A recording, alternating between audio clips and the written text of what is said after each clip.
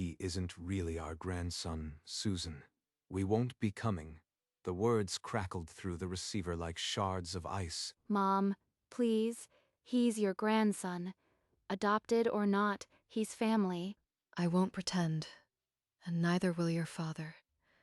Goodbye, Susan. Susan stood frozen, the dead phone pressed to her ear, her knuckles white against the plastic. Mom, are Grandma and Grandpa coming? I made them special place cards. They're busy, sweetheart. Work stuff. But we'll have a great party anyway. A handful of kids, awkward silences, and a cake cut too early. David kept glancing at the door. Mom, why don't Grandma and Grandpa ever come? Did I do something wrong? The truth. Her parents had shut him out completely, burned in her throat, but she couldn't say it. She pulled him close instead, holding him tight against the questions she had no words for. After David slept, Susan sat alone on her bed, the weight of years pressing down. She remembered the day she brought David home. Eleanor refused to hold him. Harold turned away. He'll never be our grandchild, Susan. Don't expect us to play along. The silence that followed was a sentence. Years without a visit, a call, even a birthday card. Meanwhile, David, still wide awake, pulled out his crayons. If I draw them big, maybe they'll see how much I love them. He wrote carefully below the stick figures. I pray they come one day. The next morning he ran to Susan, clutching the paper like a fragile treasure. Look, Mom, that's us. And Grandma and Grandpa. Do you think they'll come if I send it? Her chest ached, but she kneeled and forced a smile. It's beautiful, sweetheart. The next day in class, David sat at his desk, carefully recreating the family drawing he'd shown his mom. David, that's a beautiful picture. Can you tell me about it? It's my family. I made Grandma and Grandpa extra big, because maybe if they see it, they'll come. Mrs. Morrison's throat tightened. She'd seen him draw this before, but never with such hope. Do you mind if I take a picture of it, sweetheart? Okay, do you think they'll really see it? During her lunch break, Mrs. Morrison snapped a photo with her phone, her hand steady despite the lump in her throat. She found the grandparents' address in the school records and wrote a simple note. "This is how your grandson sees you." She slipped the photo and note into an envelope, sealed it, and dropped it into the mailbox outside the school. 2 days later, the envelope landed in the Reeves mailbox, sitting casually among bills and circulars. Eleanor brought the pile inside, sorting with brisk efficiency until her fingers paused on the unfamiliar handwriting. No return address. Probably another charity plea. She unfolded the paper, read the single line, then stared at the glossy photo of a child's crayon drawing. Harold appeared at the kitchen doorway. She handed him the items without meeting his eyes. Looks like the teacher is trying to guilt us. Harold took the photo. The scrawled caption hit him like a physical blow. I pray they come one day. The boy has been waiting for him. He folded it carefully and slipped it into his shirt pocket, his silence thick with unspoken words. It's sentimental manipulation. Don't let it get to you. Later that evening, Harold retreated to his workshop. He pulled the photo from his pocket and stared at the crayon figures. He remembered Susan at 7, squealing with laughter as she reeled in her first fish. He had been proud. The memory cut sharp. That little girl had grown up, and he'd become a stranger. Eleanor appeared in the doorway, her shadow stretching across the workbench. She saw the photo in his hand. You are letting a child's scribble and a meddling teacher twist your mind. It's pathetic. It's not a scribble. It's a prayer, Eleanor. From a boy we've ignored for 7 years. The argument erupted, years of unspoken resentment bursting through the dam of silence. He looked at the boy's hopeful words. No, he couldn't undo his failures, but maybe he could do one thing right. He folded the photo back into his pocket, his jaw set. He didn't tell Eleanor what he'd decided. That night, he lay awake, the plan forming in the dark. He would drive to see them, alone. While Harold made his secret plans, Susan walked into Miller's law office with a grim set to her jaw. We're all set, Mrs. Reeves. Rebecca Chen will become David's legal guardian should anything happen. Your parents are excluded. She signed without hesitation. For years she'd waited, but now she was building David's safety with her own hands. That evening, Susan called Rebecca from her kitchen, the signed papers resting on the counter. It's done. If anything ever happens, David stays with you, not my parents. You did the right thing. No matter what, he'll be loved and protected. A weight she hadn't realized she'd been carrying seemed to lift. For the first time, David's future felt secure. Later that night, David padded into the kitchen. He'd been thinking about his drawing. Mom, do you think Grandpa and Grandma might ever just show up? I don't know, sweetheart. But what I do know is that we have our family right here, and that's what matters most. The next morning, Harold packed a small duffel with grim determination, his movements quick and quiet. Where are you going? You haven't left the house before noon in years. Just some errands. Need to clear my head. She didn't believe him, but before she could press, he brushed past her and headed for the garage. He slid into the driver's seat and placed the photo on the dashboard where it couldn't be ignored.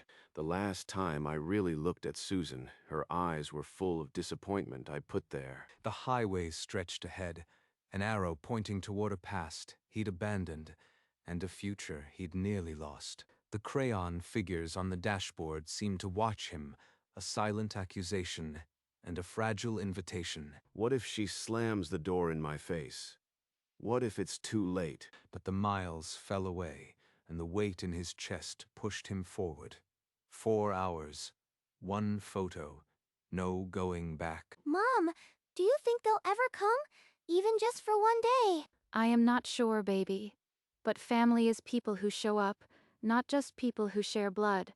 And we have each other. She'd stopped waiting for them, but the hope in his eyes still cut deep. That night, Susan passed David's room and paused. He was kneeling by his bed, hands clasped. Please, God, let Grandma and Grandpa come. I made a drawing for them. I'll be really good. Susan stood in the doorway, one hand pressed to her chest, the other gripping the frame. He shouldn't have to beg for their love. I'll make sure he never has to again. She waited until he climbed into bed, then pulled his door almost shut, leaving only a crack of light. I've built a fortress around him. My parents had their chance.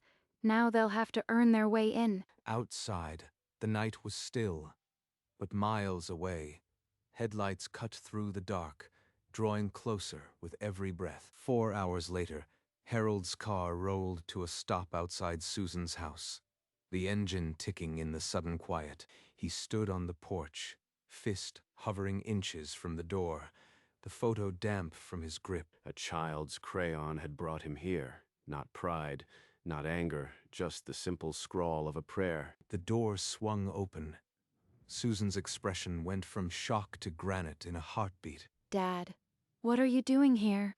I got this in the mail. He thrust the photo forward. I read what David wrote. I couldn't stay away. That doesn't explain 7 years of silence. No, it doesn't. I was wrong, Susan, about him, about everything. Please, can I come in? Susan didn't soften. She stood in the doorway like a locked gate, then slowly stepped aside. One arm still crossed. She led him into the living room but didn't sit. The chasm between them felt wider than the 4-hour drive he'd just made. They finally sat on opposite ends of the sofa, the photo lying on the coffee table like a truce offering. That drawing. I read those words, and I couldn't breathe. All these years I've been so stubborn, so afraid. Afraid of what exactly? Afraid that if I let him in, it would mean admitting I'd failed you. I chose pride over you both. Susan's expression didn't crack, but her fingers dug into her arms where they were crossed. That's a reason, not an excuse. And it's not enough to undo 7 years. I've already made sure David will never be left to your whims again. I updated my will. Your will? What do you mean? If anything happens to me, Rebecca Chen becomes David's guardian. Not you, not Mom. You are welcome here as guests, but you'll never be his gatekeepers. Harold stared at her, the photo slipping from his trembling fingers onto the floor, his world tilting on its axis. The sound of voices drew David from his room. He peeked around the corner, eyes wide. He whispered, "Grandpa?" Half hope, half disbelief. Then he saw Harold clearly, and the boy launched forward, bare feet slapping the floor. Grandpa, you came. I prayed for you. Harold crumbled. He fell to his knees and pulled David into his chest, sobbing. Susan watched from the edge of the room, her arms still crossed, but her throat working hard. Look, I have the picture on the fridge. The one I made for you. He tugged Harold toward the kitchen, where the crayon drawing hung on the fridge. I pray they come one day. I am so sorry, David. Susan's eyes glistened, but she didn't move. Even as the stones of her fortress loosened, she stayed rooted. Susan, please give me a chance. I'll do whatever it takes to earn my way back. You want a chance? Then you follow my rules. Dad, no exceptions. You can visit, but never stay overnight. You respect my parenting. You are guests in this house, not family gatekeepers. I understand. I'll tell Eleanor we'll be guests. Does that mean Grandma might come too? Only if she's willing to be a guest, not a gatekeeper. I'll talk to her. I can't promise she'll listen, but I'll try. Harold nodded slowly, his shoulders still heavy, but a tiny ember of hope flickering in his chest. It's a start, but rebuilding trust takes time. A child's prayer had opened a door, but only a mother's rules could keep it from slamming shut. Harold's car pulled away, David waving from the porch until the taillights vanished. Bye, Grandpa. Come back soon. The 4-hour drive back felt heavier, the photo still propped on the dashboard like an accusation and a prayer. Eleanor was waiting in the kitchen, arms crossed, her face carved from stone. Where on earth have you been? You disappeared all day. I drove to Susan's. I met David. I saw the drawing, Eleanor. You did what? And what good did that do? Look at this. He held up the photo. He wrote that he prayed we'd come. And Susan, she's written us out of her will. We're guests now, nothing more. I never thought. I never meant. The fortress she'd built around her heart cracked, and through the fissure spilled decades of pride and regret. I'll try, on her terms. As a guest, for him. The next morning, Susan called Rebecca, her voice steadier than it had been in years. He showed up with the photo in hand. I laid down my terms, and he agreed. You did the right thing. Keep those boundaries strong. A quick call to Mr. Miller confirmed the will was unchanged. The paperwork lay on her kitchen table. No one could ever question who would protect David now. Mom, when is Grandpa coming back? And will Grandma really come? Soon, sweetheart. Maybe next weekend. And yes, I think Grandma might come too. That evening, Susan framed the teacher's photo and placed it on the mantelpiece, a symbol of how far they'd come. A week drifted by, quiet but charged. The house waited, both anxious and hopeful. She was ready. Whatever came next, she was the gatekeeper now. The next Saturday, a familiar sedan pulled up. Harold helped Eleanor out, her knuckles white on his arm. She carried a small, wrapped box, her steps hesitant on the walkway. The door opened, and David flew out, clutching a fresh sheet of paper. Grandma, I made a new picture.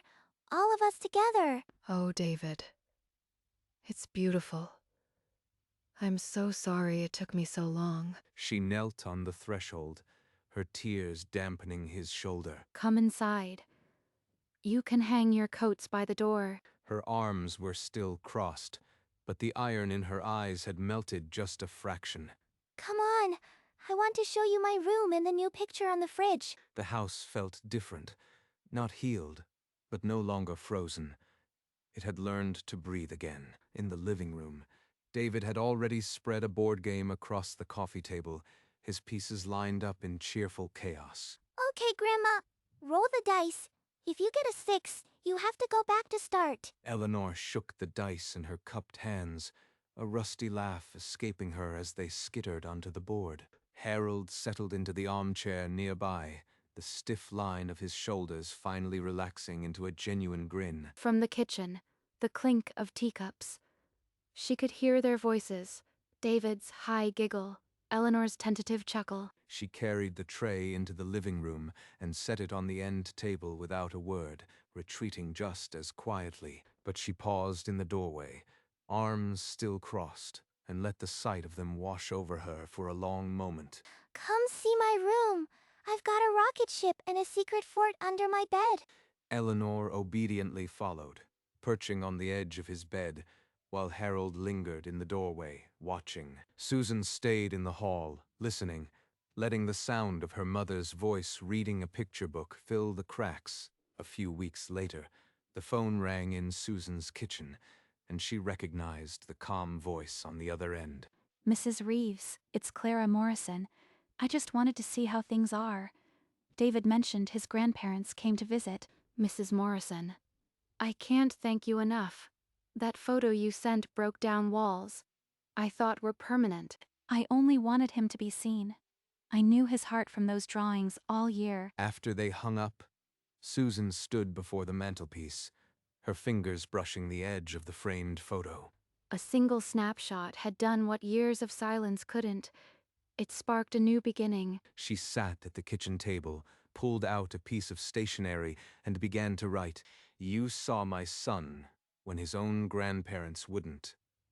Thank you for being his voice." She folded the note around a recent photo of David and Harold playing catch, then sealed the envelope. The mantle now held two truths, a child's prayer and the answer that came because someone cared enough to listen. The following Monday, Susan returned to Miller's law office, the familiar weight of the legal folder steadying her hands. Your directives remain unchanged, Mrs. Reeves.